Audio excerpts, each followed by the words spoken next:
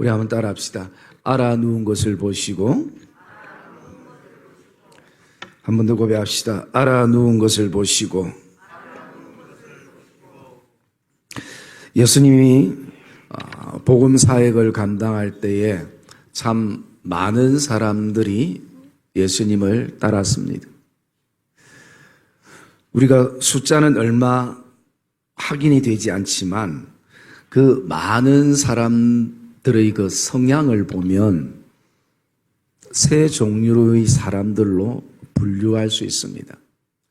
첫째는 구경꾼들이 있고, 두 번째는 무리가 있고, 세 번째는 제자가 있었습니다. 그 구경꾼의 특징은 뭔가 볼 게 있어야 되는 것입니다. 내 눈이 만족하고 내 느낌이 좋을 때 예수님을 따릅니다. 그래서 여러 가지 새로운 것을 보게 되어질 때, 여러분 우리의 신앙생활도 그렇게 하는 사람이 있습니다. 교회에 뭔가 볼 게 있어야 오는 사람들. 그런데 이 구경꾼들은요, 보는 것만 좋아하는 것이 아니라 자기가 보여주는 것도 좋아합니다. 그래서 내가 뭔가 사람들에게 보여줄 것이 있을 때 교회에 오는 사람들, 그것이 신앙의 목적이 되는 사람들이 있을 수 있습니다. 그리고 두 번째, 무리가 있습니다. 이 무리는 어떤 종류의 사람들인가? 예수님을 따라다니다 보니까 예수님 때문에 얻어지는 게 있습니다. 예수님 때문에 먹는 것이 얻어지고요, 건강이 얻어지고, 또 예수님 때문에 어떤 자신이 생각하지 않았던 것이 이루어지고, 안 따라다니는 것보다 따라다닐 때 얻어지는 것이 많으니까 따라다니는 사람들이 있습니다. 그리고 한 부류의 사람은 제자입니다. 제자들은 예수님과 똑같은 삶을 살기 위해서 십자가의 길을 가는 사람들입니다. 눈이 오나 비가 오나 교회를 생각하고 복음을 생각하고, 그리고 아무리 시험이 있고 어려운 일이 있어도 사람 바라보지 않고 오직 주님 바라보며 주님이 가셨던 삶을 살아가기를 원하는 그 제자의 모습이 있습니다. 그러면서 어쩌면 이것은 오늘 우리의 신앙의 여정일 수도 있습니다. 처음에 우리가 신앙생활할 때는 때로는 구경꾼이 될 수도 있고요. 그러다 조금 신앙이 성장하면 무리가 되기도 하고, 더 성장하면 이제 제자의 길을 가게 되고, 거기서 더 성장하게 되면 작은 예수로 이 땅을 살아가는 삶을 살게 되는 것입니다. 그러면 나는 내 신앙은 지금 현재 어느 가정에 와 있는가? 이것을 우리가 하나님 앞에서 질문을 던져봐야 되는 거죠. 누가 평가해 주는 게 중요한 것이 아닙니다. 내가 내 스스로 하나님의 말씀 앞에서 하나님과 독대하면서 나는 정말 어느 가정 속에 있는가? 구경꾼인가? 무리인가? 아니면 제자인가? 아니면 작은 예수인가?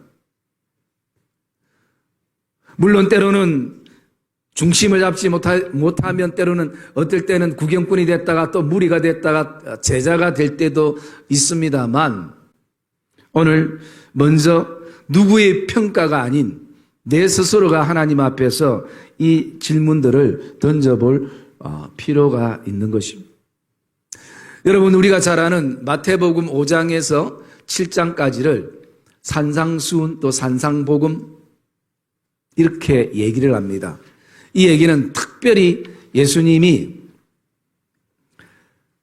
정말 보석과 같은 말씀을 해주신 것이에요. 그래서 마태복음 5장 1절에 보면 예수께서 무리를 보시고 산에 올라가 앉으시니 제자들이 나온지라 입을 열어 가르쳐 가라사대 심령이 가난한 자는 복이 있나니 천국이 저희 것이며 애통하는 자는 복이 있나니 저희가 위로를 받을 것이며, 그렇게 주님이 말씀을 가르칠 때 많은 무리에게 지금 이 산상수훈을 한 것이 아니라 제자들에게 말씀을 하신 거죠.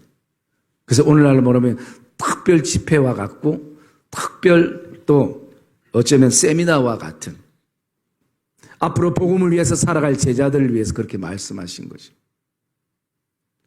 그리고 이제 8장 1절에 보면 예수께서 산에서 내려오시니 또 역시 많은 무리가 예수님을 따르게 되어집니다. 그러면서 8장 3절부터 보시면 여기에 세 가지 예수님이 환자들을 치료하는 것을 기록하고 있어요. 첫째는 뭐냐면 나병 환자, 두 번째는 그 백부장의 사랑하는 종이 중풍병에 걸려서 그 중풍병을 낫게 하는, 그리고 세 번째는 베드로의 장모인 열병을 치료해 주는 내용을 담고 있습니다. 그러면서 우리는 오늘 이 베드로의 장모를 예수님께서 어떻게 치료해 주시고 또 나는 주님을 통해서 어떻게 치료를 받아야 되고 어떤 치료가 필요한가, 우리를 회복해 하시는 그 주님의 모습을 우리가 기대하며 오늘 이 말씀을 같이 좀 묵상했으면 좋겠습니다. 우리 여러분이 14절 말씀 우리 한번 읽어볼까요? 14절 말씀 시작. 집에 들어가서 그의 장모가 열병으로 앓아 누운 것을 보시고, 예, 오늘 그 베드로의 장모가 열병으로 앓아 누운 것을 예수님이 보셨습니다. 여러분, 우리가 앓아 누울 때는 반드시 앓아 눕게 되는 원인이 있습니다. 그게 육신적인 질병 때문이든 아니면 영적인 무력감 때문이든 아니면 사람에게 기대했던 사람에게 실망되어서 오늘 내가 가슴 아리를 할 때가 있는 것입니다. 오늘 베드로 장모도 열병으로 앓아 누웠다라는 것은 어쩌면 그게 육신적인 어떤 병도 되겠지도 하겠지만 더 근본적인 것은 마음의 어떤 병일 수도 있는 것입니다. 그래서 여러분, 우리는 먼저 내가 오늘 영적이든 육적이든 마음적이든 가슴 아리를 하고 힘들어 할 때는 그 원인이 먼저 발견되어져야 되는 것입니다. 때로는 여러분 신앙생활 잘하다가 신앙의 가슴 아리를 하게 되면요, 교회가 점점 멀어지기도 하는 것입니다. 그리고 잘 섬기던 봉사와 헌신도 이제는 사람이 싫어서 하기 싫을 때도 있는 거죠. 내가 직분이 있고 또 예배는 드려야 되기 때문에 오늘도 예배의 자리는 나오지만 예배에 생명력 있는 예배가 아니라 그냥 무기력한 예배 속에서 시간만 흘러 보낼 때가 있는 것입니다. 그래서 오늘 먼저 우리는 나에게는 어떤 원인이 있기에 이런 가슴앓이를 하고 이 열병을 통해서 고통 속에 있는가. 여러분, 그런데 감사한 것은요, 원인이 있다면 그것은 원인이 발견된다면 치료할 수 있는 가능성이 있다라는 것입니다.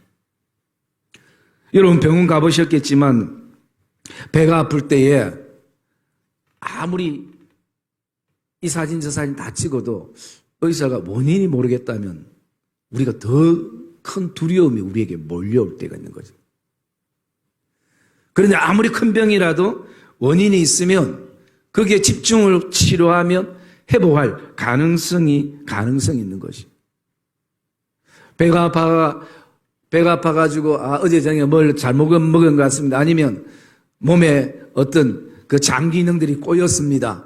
이렇게 치료하면 됩니다. 라고 하면 그게 답이 되어지는 거죠. 그래서 여러분 오늘도 우리에게 어떤 원인, 오늘 장모가 아픈 것은 열병 때문에 가슴앓이를 하게 되고 결국은 장모가 할 수 있는 것은 뭐냐면 그냥 누워있는 것이에요. 자기가 할 수 있는 것은 누워있는 것밖에 없어요.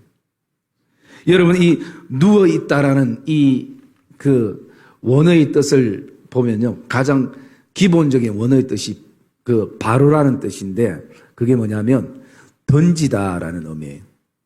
던지다. 거기서 많은 어떤 단어들이 파생되었는데 오늘 이것을 내가 누워있다라는 것을 보면요. 우리도 내 힘으로 감당하기 어렵기 때문에 그냥 던져놓는 것입니다. 그냥 포기 아닌 포기가 되어지는 것입니다. 아무리 내 지혜로 가르치고 내 인생의 경험으로 가르치고 그리고 앞이 훤히 보이는 그런 어떤 내 눈에 보이는 것을 미리 얘기해도 때로는 상대가 듣지 않고 인정해 주지 않고 그런 부분들에 대해서 이제는 내가 누워 있는 것이. 왜? 내가 최선을 다했는데도 이 결과밖에 나오지 않기 때문에. 여러분 오늘도 저와 여러분들 안에 오늘도 열병으로 가슴앓이 하면서 우리가 던져놓은 것들이 어떤 것들이 있는가? 내 신앙 안에는 어떤 것이 있고 또 우리 가족 안에는 어떤 것이 있고 내 직장과 일터와 내 자녀를 향해서는 어떤 것들이 있는가 라는 것을 우리가 돌아볼 수 있어야 되는 것입니다. 참 때로는 가슴 아픈 거죠. 내가 할 수 있는 것이 책임감이 아니라 그냥 던져놓을 수밖에 없는 것. 자녀에 대해서도 그리고 남편과 아내에 대해서도 직장 가운데서도 내가 누워있는 것이 전부가 되어져 버리는. 여러분 이런 때가 우리의 인생에 반드시 온다는 것이 누구나 누구의 인생에도 마찬가지. 내가 예수를 잘 믿어도 신앙생활을 대충 해도 정도의 차이는 있지 언젠가 내 인생의 안에 열병 때문에 알아 누울 수밖에 없는 그런 시간들이 온다는 것입니다. 물론 지금도 그 과정을 통해서 열병으로 알아 누운 성도들도 있을 것이고 아니면 지금 겨우 기도의 힘으로 신앙의 힘으로 몸을 추스려서 그렇게 있는 분들도 있을 것이고 던져놓았다는 것은 내가 견디다 버티다 그 마지막 노선까지 오게 된 모습인 것입니다. 그런데 이 여인을 주님이 집에 찾아오셔서 보셨습니다. 여러분 우리가 이 말씀 가운데 여기 베드로의 집이라는 이 집이라는 것 여러분 집은 항상 대문이 있습니다. 문이 있습니다. 그래서 모르는 사람에게는 문을 열어주지 않아요. 아는 사람에게만 문을 열어줍니다. 여러분 이 문은 물론 현실적으로 베드로의 집의 문이지만 때로는 우리가 영적인 그 묵상을 가져보면 이것은 우리의 마음의 문이기도 한 것입니다. 오늘 예수님께서 베드로의 집에 들어오셨다라는 것은 오늘도 베드로의 마음의 문이 열려진 것이고 그 베드로의 마음의 문을 통해서 장모에게로 나가게 되어지는 것입니다. 제가 한 번씩 신방을 가보면 이제 신방팀들이 예배 온다고 성도들이 집을 굉장히 깔끔하게 환경을 아주 깨끗하게 정리를 해놨어요. 너무 감사한 거죠. 좋은 환경에서 예배들, 집이 크고 작고를 떠나서. 그런데 여러분, 그 환경보다 더 중요한 게 있어요. 예배 때 마음의 문이 열려져야 돼요. 여러분, 오늘 이 예배를 위해서 아마 준비를 많이 하셨을 것이에요. 그런데 그보다 더 중요한 것은 정작 이 예배에 와서 마음의 문이 닫혀지면 은혜가 흘러갈 수 없는 것입니다. 물론 성령의 막 강권적인 역사로 우리의 심령이 열려질 때도 있지만 우리가 하나님에 대한 기대를 가지고 먼저 우리의 마음의 문을 열어야 돼요. 그래서 주님께서 인격적인 주님이 그냥 확 열고 들어오시면 되지만 그렇게 하지 아니하고 우리에게 뭐라고 말씀합니까? 내가 문 밖에 서서 두드리노니 누구든지 문을 열고 내 음성을 듣고 문을 열면 주님을 만나게 되는 것입니다. 여러분 우리가 예배를 수차게 드려도 목사 만나러 교회 오는 것 아니고 누구 보고 싶은 성도 만나러 교회 오는 것 아니고 여러분 주님을 만나는 은혜가 있기를 주의 이름으로 축복합니다. 목사 만나는 건 부수적이고 성도 만나는 건 물론 좋지만 부수적인 것이. 예배는 주님을 만나는 시간들. 아무리 좋은 환경, 아무리 좋은 예배 순서 다 있어도 우리의 마음이 열리지 않으면 주님을 만날 수 없는 것이. 그런데 정말 예배 순서가 어쩌면 초라하고 또 악기들도 제대로 없고 마이크도 없고 그렇다 할지라도 우리의 마음에 주님을 만나는 사모함을 가지고 마음의 문을 열면 그 시간은 분명 은혜의 시간들이 되고 열병이 치료되는 시간이 된다는 것을 저와 여러분이 확신하시기를 주님의 이름으로 축복합니다. 하나님에 대한 기대가 품어져야 되는 것이.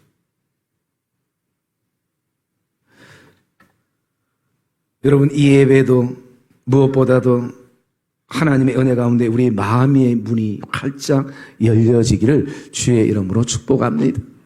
오늘 목사님 설교를 잘하나 못하나, 찬양대는 오늘 은혜스럽게 하나 못하나, 여러분 거기에 포커스를 두서는 안 되는 것이.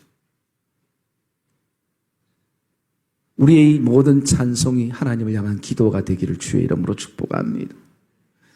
우리 기도가 믿음으로 드려지기를 주의 이름으로 축복합니다. 하나님의 말씀이 살아있는 말씀으로 내 심령 안에 정말 잘 박힌 목과 같이 박혀지는 그런 은혜가 있기를 주의 이름으로 축복합니다. 오늘 우리의 마음이 활짝 열려지는 시간들이 되어줄 수 있어야 되는 거죠. 그런데 여러분, 우리가 이 영적으로 이 집이 마음의 문이라면 그 앞에 어떤 일들이 일어나냐면 한 백부장이 예수께 간구합니다. 그렇게 할 때 자기가 사랑하는 하인이 중풍병이 걸렸기 때문에 좀 고쳐달라는 것이에요. 그래서 주님이 가겠다 말씀할 때에 백부장이 뭐라고 얘기하냐면 이렇게 말합니다. 8절에 보면 주여 내 집에 들어오심을 나는 감당하지 못하겠나이다. 내 집에 들어오면 감당하지 못하겠나이다. 여러분, 먼저 우리가 이렇게 백부장이 하는 배경을 좀 이해할 필요가 있습니다. 여러분, 그 당시에 유대인들과 로마인들은 사실은 교제가 거의 없는, 복음이 아니고는 교제가 없는 그런 어떤 불편한 관계인 것이죠. 왜냐하면 로마의 속국으로 있죠. 그리고 또 유대인들 같은 경우에 먹고 살기 위해서 로마 사람들에 붙어가지고 그래서 로마인들을 봐주면서 하는 그런 어떤 유대인들의 입장에서 바라봤을 때 매국노와 같은 사람들도 있죠. 그런데 백부장의 그 입장에서는 당연히 주님이 우리 집에 오시면 기쁨이고 감사하지만 혹시 다른 사람들이, 다른 유대인들이 오해할까봐 주님의 사역에 불편함과 주님의 그 사역에 힘듦이 있을까봐 백부장은 오늘 그렇게 말하는 것이죠. 이것은 그냥 육신적인 집에 들어오는 것보다 백부장은 더 믿음 좋은 모습을 바라보면서 주님이 칭찬하시는 것이, 내가 이만한 믿음을 본 적이 없도다.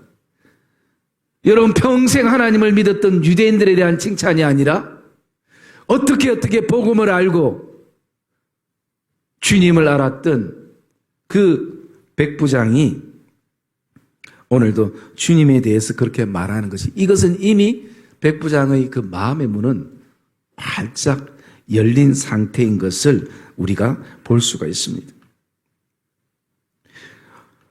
오늘 어쨌든 이 장모의 회복은 문을 여는 데부터 있음을 저와 여러분들이 기억하면서요. 두 번째 주님께서 하신 것이 있어요. 우리 15절 말씀 한번 읽어볼까요? 15절 말씀 시작. 그의 손을 만지시니 열병이 떠나가고 여인이 일어나서 예수께 수종들더라. 예. 여러분, 주님께서 그 누운 것을 보시고 그의 손을 만지셨다라는 것입니다. 여러분, 여기에는 우리가 두 가지를 묵상할 수 있습니다. 왜 주님이 그 여인의 손을 만지셨는가? 여러분, 그 당시에 남자가 아내 외에 여자의 손을 만지는 것은 쉽지 않고 또 그렇게 가까이 하는 것은 율법에 위배되는 것이에요. 여러분, 이것은 율법과 은혜의 만남이 이루어졌던 시간들인 것입니다. 여러분, 은혜는 율법을 완성케 하는 것입니다. 그래서 그 당시에 가졌던 그 율법, 특별히 어쩌면 여성들은 어린아이보다 더 못한 취급을 받았던 그 시대였습니다. 아마 많은 사람들이 거기에 있었다면 비난하고 율법을 어겼다고 주님께 또 돌을 들었을 것입니다. 여러분, 우리는 잘 압니다. 가늠한 여인을 향해서 주님은 오늘도 그를 용서하셨습니다. 모든 사람들이 율법의 그 돌을 들고 있었습니다. 정죄의 돌을 들고 있었습니다. 이게 당연하다고 생각했습니다. 모든 사람들이 돌을 놓고 그 범죄한 율법과 은혜를 대표하는 예수님이 만나는 그 만남입니다. 여러분, 성경에는 신약의 예수님의 사역 가운데는 율법과 은혜의 만남이 너무 많다라는 거죠. 왜 오늘도 그 사람들이 돌을 듭니까? 그래야 내가 좀 깨끗한 것처럼 보여지기 때문인 것이. 나는 저 여인과 다르다는 것을 사람들이 내가 돌을 들므로써 안다는 것이. 여러분, 그 돌을 들을 때 왜 사람들이 다 돌을 놓습니까? 주님이 한마디 하신 것입니다. 죄 없는 자가 돌로 치라는 것이에요. 신앙의 양심에 다 찔림을 받는 거예요. 그 누구 하나 그 여인을 향해 돌을 던질 사람이 없는 것이. 왜? 그 여인은 들킨 죄인이고 나는 들키지 않는 죄인이기 때문인 거죠. 그 여인은 드러난 죄인이고 나는 아직까지 드러나지 않는 죄인이기 때문에. 여러분, 오늘도 그 여인의 손을 잡은 것은 율법과 은혜의 만남 속에서 이 여인이 율법이 아닌 은혜를 발견하는 시간인 것입니다. 그리고 두 번째, 이 여인의 손을 만지신 것은요, 주님이 그런 마음이실 것입니다. 여인아, 내가 다 안다. 네가 왜 가슴 아래 하는지 내가 다 안다. 네가 그 고통 가운데 이만큼 견디면서 또 버티고 버틴 거 내가 다 안다. 주님의 회복과 위로의 메시지가 그 손에 담겨진 것입니다. 여러분, 때로는 우리가 수많은 말을 하기보다 정말 그 거친 손, 연약한 손, 힘없는 손을 한번 잡아주는 것이 그 안에 모든 엄청난 메시지가 들어가 있을 때가 있는 것입니다. 때로는 딸이 모르고 장인이 사이가 모르고 그 누구가 몰라도 주님은 오늘도 말씀하는 거예요. 여인아, 내가 다 알고 있다.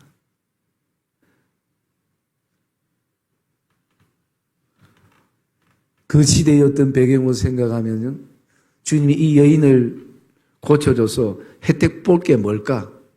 교회에 충성 잘할까? 헌금은 많이 할까? 집은 큰가?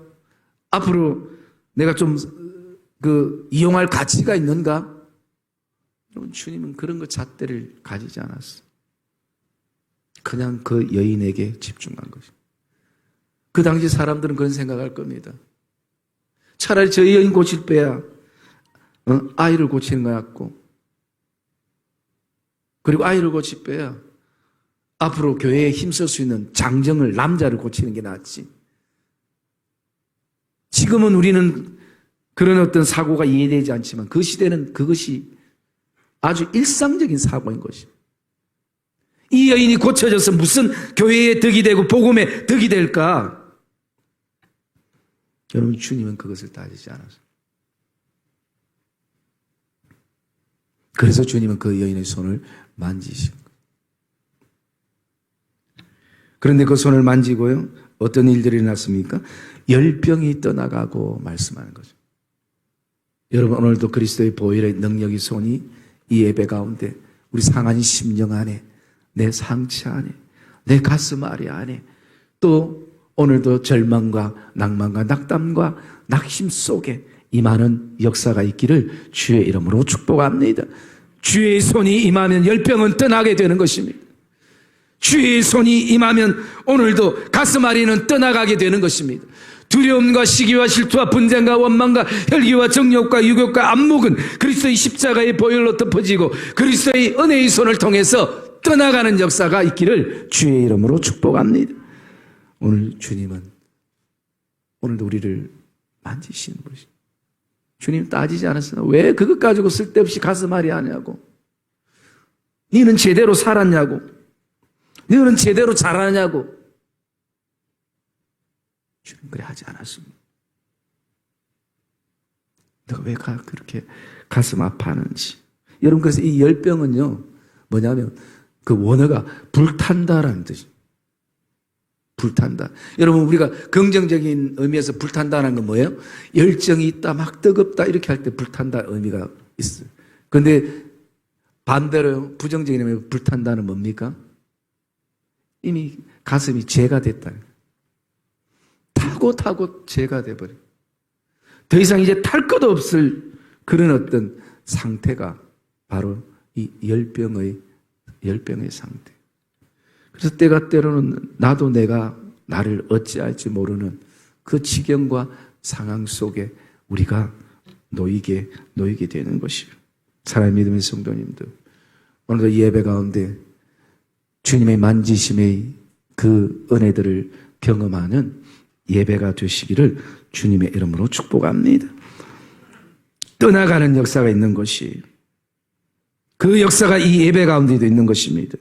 그 역사가 이 예배 현장뿐만 아니라 오늘도 온라인을 통해서 하나님 앞에 예배하는 성도들 안에도 동일한 역사가 있기를 주의 이름으로 축복합니다. 저는 한 번씩요, 성도들이 뭐 힘들고 아플 때 전화가 와서 전화로 기도해달라는 성도들이 때로는 있을 때가 있어요. 참 기도를 많이 해줬던 것 같아요.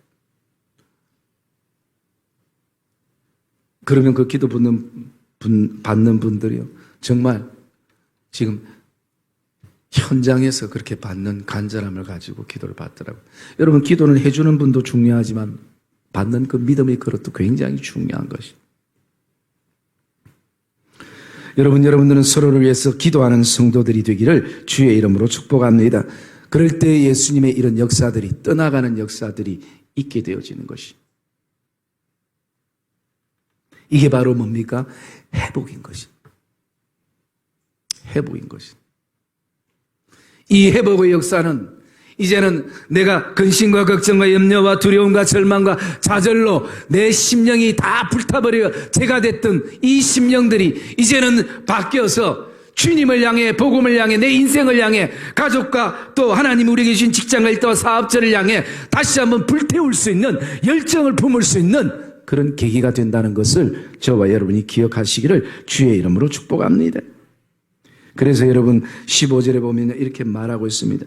굉장히 중요한 그 동사가 있는데, 예수님 손을 만지시며 떠나가시고 여인이 그 다음에 어떻게 해요? 일어나서라는 것이. 여러분, 이 예배가 다시 한번 그 가슴 아래에서 고통과 아픔과 절망에서 일어나는 역사가 성령을 통해서 이루어지기를 주의 이름으로 축복합니다. 여러분, 우리는 기대해야 돼요. 사람에 대한 기대가 아니라 하나님에 대한 기대를 품어야 되는 것입니다. 아이고, 나에게 이런 일이 일어나겠나? 우리 가정에 너무나 많은 문제들이 산재되어 있는데, 그게 아니라 하나님이 도우시면 할 수 있다는 것. 요즘은 코로나 때문에 제가 밖에 설교할 일이 잘 없습니다만, 여러분, 제가 설교하러 가면요, 항상 제가 설교 서두에 얘기하는 게 바로 그겁니다. 사람에 대한 기대가 하지 말고, 오늘 뭐 사람이 새로우니까 말씀이 새로울 것 같은 생각도 하지 마시라고. 그 대신에 하나님에 대한 기대를 가지고, 성령께서 이 시간 내 마음을 만지시고 내 안에 역사하실 것에 대한 기대를 가지시라. 왜냐하면 오늘도 하나님의 말씀은 그 한 말씀이 내 인생을 바꾸거든요. 한 말씀이 내 안에 깊은 성령의 기름 부으신 역사가 일어나는 것이.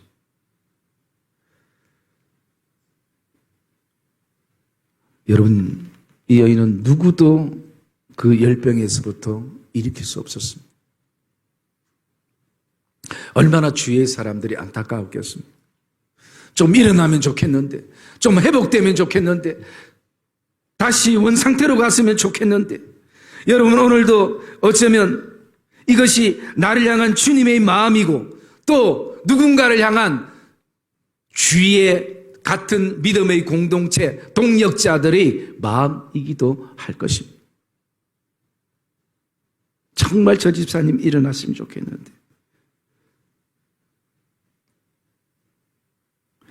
여러분, 또 너무 재밌는 것은요, 여기에 일어나다라는 이 단어를 보면 어떤 단어와 같아나면 예수님께서 죽음을 깨뜨리시고 부활하셨을 때 썼던 단어가 바로 일어서다라는 것입니다.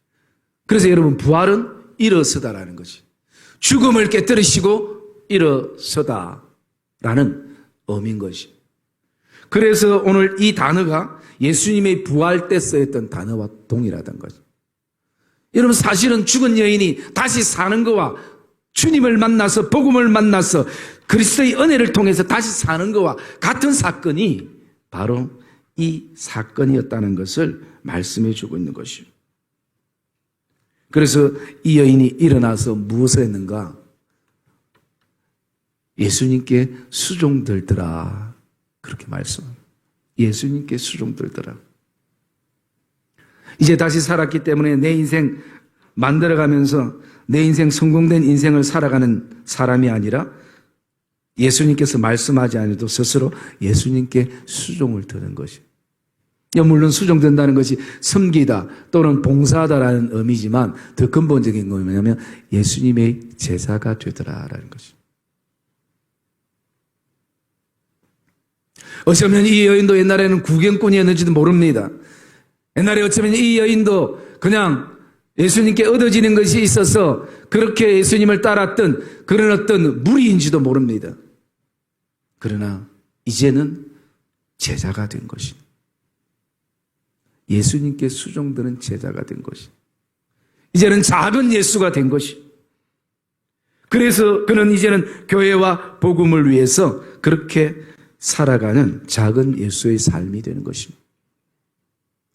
여러분, 오늘 우리가 구경꾼인지 무리인지 아니면 그냥 이름만 제자 훈련 받고 제자의 타이틀을 가지고 있는지 아니면 진짜 우리가 작은 예수가 되어라라는 것처럼 그렇게 예수의 삶을 오늘도 살아가는지 여러분 거기까지 나가는 우리 복된 믿음의 성도들이 되시기를 주님의 이름으로 축복합니다.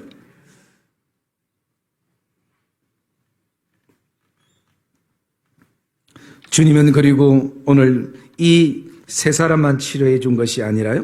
18절 말씀에 보면 귀신 들린 모든 사람들을 말씀으로 쫓아내고 병든 자들을 다 고치시니라 말씀합니다. 병든 자들을 다 고치주신 것이. 그리고 우리 그 17절 말씀을 읽어볼까요? 17절 말씀 시작.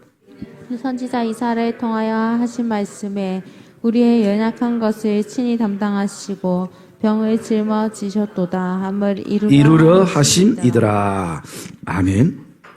주님이 이렇게 하신 것은요, 하나님의 말씀을 미리 이사야 선지자에게 예언한 말씀을 다 이루려 하심이었다는 거죠.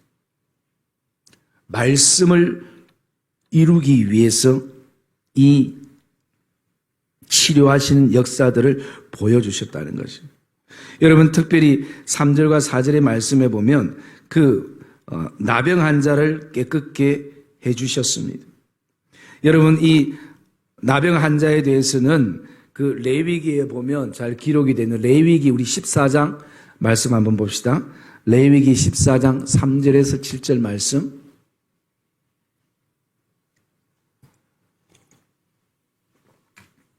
레위기 14장 3절에서 7절까지 우리 같이 한번 읽읍시다. 시작. 제사장은 진영에서 나가 진찰할지니 그 환자에게 있던 나병 환자가 나았으면 제사장은 그 정결함을 받을 자를 위하여 명령하여 살아있는 정결한 새 2마리와 백향목과 홍실실과 우슬초를 가져오게 하고 제사장은 또 명령하여 그 새 하나는 흐르는 물 위 질그릇 안에서 잡게 하고 다른 새는 산새로 가져다가 백향목과 홍색실과 우슬초와 함께 가져다가 흐르는 물 위에서 잡은 새의 피를 찍어 나병에서 정결함을 받을 자에게 일곱 번 뿌려 정하다 하고 그 살아있는 새는 들에 놓을지며. 아멘. 여러분, 정결케 된 나병 환자는 정결의식, 즉 제사장에 가서 확인하면서 오늘 정결의식을 해야 되는데 그 정결의식이 바로 이런 내용입니다. 정결한 새 2마리와 백양목과 홍색실과 우슬초를 가져오게 하고 또 그 새 안에는 흐르는 물 위에 질그릇 안에 잡게 하고. 여러분, 이 내용들이 우리가 주님이 날 위해 지신 그 십자가의 어떤 과정을 한번 묵상하면 그것을 예표하고 있는 것이에요. 여러분 한번 보십시오. 주님께서 오늘도 그 홍색 실로 짠 것이 뭐냐면 자색 옷이, 주님이 십자가를 지실 때 입었던 자색 옷. 우슬초는 뭘 얘기합니까? 정결함을 얘기하고 있는 것이에요. 그래서 주님께서 질그릇, 여러분 성경의 질그릇은 보통 우리 사람을 의미합니다. 예수님이 이 땅에 인카네이션, 인간의 몸을 입었던 그 질그릇 안에 거기서 그 새를 잡고 그리고 그 잡은 새를 가지고 7번 피를 뿌려서 정하다 하고 새 한 마리는 날려주는 것이 자유케 되는 것이. 여러분, 이 사건은 바로 주님이 오늘도 우리를 위해서 십자가를 지시고 죄에서부터 우리를 정결케 하시고 이제는 우리에게 죄에서 자유함을 놓이게 했던 주님의 십자가의 사건을 미리 그 레위기에서는 말씀을 하고 있습니다. 이 말씀을 지금 왜 이렇게 이루고 있는, 이사야에서도 진행되고 있는가? 오늘도 주님은 그 말씀을 이루어 가시는 모습을 보여주고 있는 것을 우리가 보게 됩니다. 그래서 이사야서 말씀처럼 주님은 친히 우리의 연약함을 담당하시고 우리의 죄악의 병을 짊어지시고 그리고 십자가에서 이 모든 것을 완성케 하셨던 이것이 복음이요, 이것이 그리스도의 십자가의 사랑이요, 주님이 이루어 놓으셨던 것입니다. 그 누구도 이것을 이룰 수 있는 사람은 없는 것입니다. 그래서 오늘도 우리는 그 주님의 십자가의 사랑을 알기에, 그 은혜를 알기에 더 이상 구경꾼이 아니라, 더 이상 무리가 아니라 이제는 주님이 부르시는 그 순간까지 이 땅의 그리스도의 제자로 예수님의 작은 예수로 살아가는 삶이 오늘도 저와 여러분의 삶이 되기를 주의 이름으로 축복합니다. 이것은 우리가 의무감으로 사는 것이 아니라 책임감으로 사는 것이 아니라 이제는 그 은혜를 힘입어서 살아가는 삶이 되어야 할 것입니다.